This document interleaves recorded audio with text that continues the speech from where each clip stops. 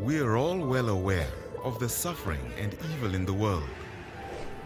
Horrific suffering, unspeakable evil. How then can anyone believe in the existence of an all-loving, all-powerful God? And if God does exist, why would anyone want to worship Him?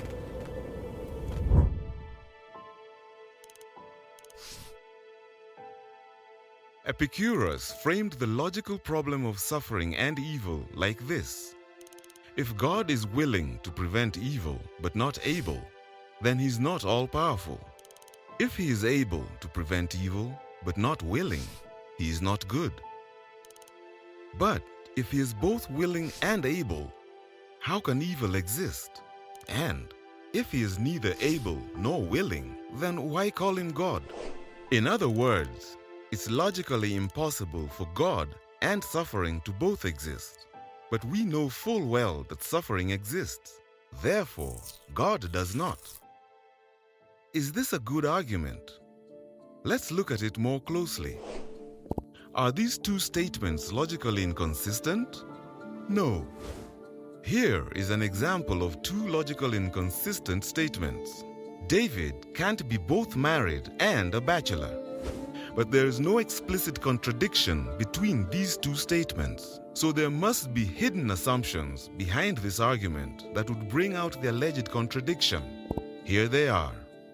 If God is all-powerful, He can create any world He wants. And if God is all-loving, He prefers a world without suffering. So, if an all-powerful, all-loving God exists, it follows that suffering does not exist. Since suffering obviously does exist, the atheist concludes that God must not exist. But are the atheist's two hidden assumptions necessarily true? Consider the first assumption. Can God create any world He wants? What if He wants a world populated by people who have free will? It's logically impossible for God to force someone to freely choose to do good. Forcing free choices is like making a square circle. It's not logically possible. It's not that God lacks the power to perform the task. It's that the supposed task itself is just nonsense. So, it may not be feasible to create a world populated by people who always freely choose to do what is morally good. So the first assumption is not necessarily true. Therefore, the argument fails.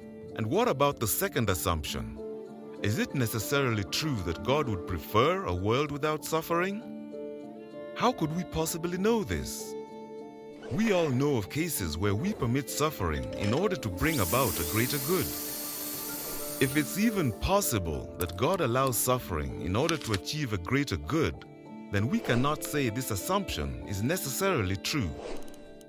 For the logical problem of suffering to succeed, the atheist would have to show that it's logically impossible that free will exists, and that it's logically impossible that God has good reasons for permitting suffering.